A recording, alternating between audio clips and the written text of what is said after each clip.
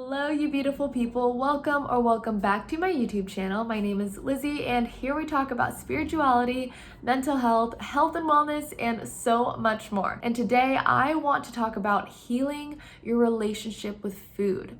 When your relationship with food isn't great, this translates into other areas of your life as well. When you're constantly thinking about what you can and can't eat or when you're able to eat it, you're not present with life. You're not present with the moment. And in return, this is going to impact your overall vibration. And of course, as the spiritual beings that we are, we want to maintain a high vibration so that we can attract what it is that we truly desire into our lives, so that we can attract all that goodness into our lives. Now, a good, healthy relationship with food takes time, and this is something that I had to work on and I'm still working on as well. And I would say that awareness is key. A few signs of an unhealthy relationship with food are not listening to your hunger and fullness cues. You find yourself restricting or binging on food, feeling guilty about eating, or you have a history of yo-yo dieting. You feel anxiety towards food in general, no matter what setting you're in. And you use food as a way to get a dopamine hit or as a way to escape reality. Basically, if you feel any shame, guilt, or stress towards food, that's a big indicator that it's an area that needs healing. So how do you heal your relationship with food? Well, my very first tip would be to listen to your hunger and fullness cues. They are there for a reason. Are you restricting yourself from eating when you're still hungry? Or do you keep eating even though you're already full? Like many people, I used to count calories and I would go off of how many calories I should have a day instead of just listening to my body.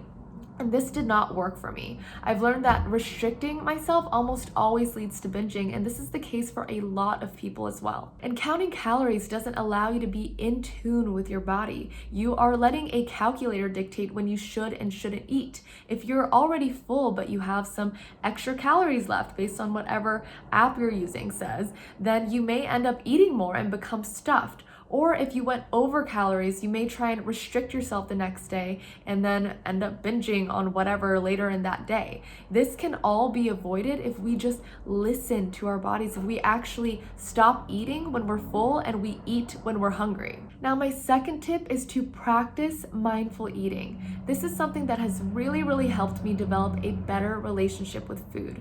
I didn't used to pay close attention to how I felt after I ate certain things, like if it would make me feel lethargic, or if it would cause bloating, or if it would give me certain cravings afterwards.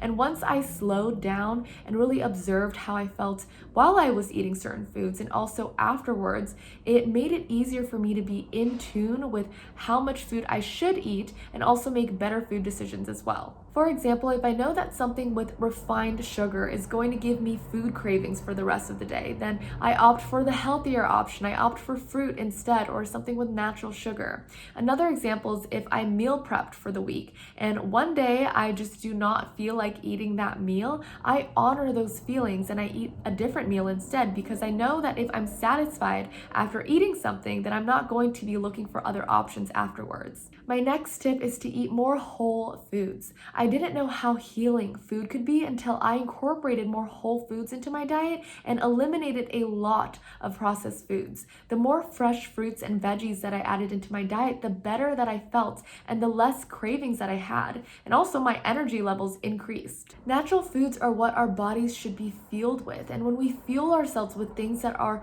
from nature, that aren't made from or adjusted in factories, then our bodies are able to find its natural rhythm. For my fourth tip, it is to be grateful for your food and to express gratitude towards it. This is a way to shift to a positive mindset when eating and also to bring light to your intentions with the food on your plate. Before my meals, I usually say something like, "Thank you, food, for nourishing my body. Thank you for giving my body all of the nutrients that it needs. Thank you for fueling my body. I love you and I appreciate you." And by doing this, you are giving your food that great energy, and then you consume your food and you get that great energy right back. And last but not least, my final tip is to release the need for perfection.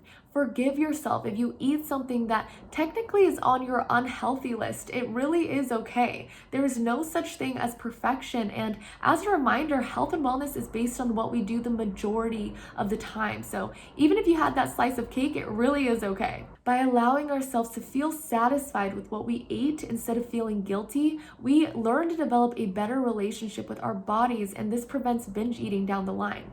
And releasing the need for perfection is also a form of self-love, which is the heart of all of this. And those are my tips on healing your relationship with food. And I just want to say that the common theme here is practicing mindfulness. When you slow down and drop out of your head that's chattering away and into your body, you know what's best for you. Allow yourself the freedom to intuitively eat. Let go of what everyone else is saying or doing and start from within. And also don't forget that the foods you eat do not define your value as a person. You are amazing just the way that you are. And that's all for today. I hope that you enjoyed this video. If it was helpful for you, please don't forget to show it some love by giving it a like and leave a comment down below on anything that you want to discuss. How has your relationship with food been, and how has it transformed over the years? I would love to hear about anyone else's journey as well. Also, as a reminder, if you haven't subscribed to my channel yet, please don't forget to hit that subscribe button.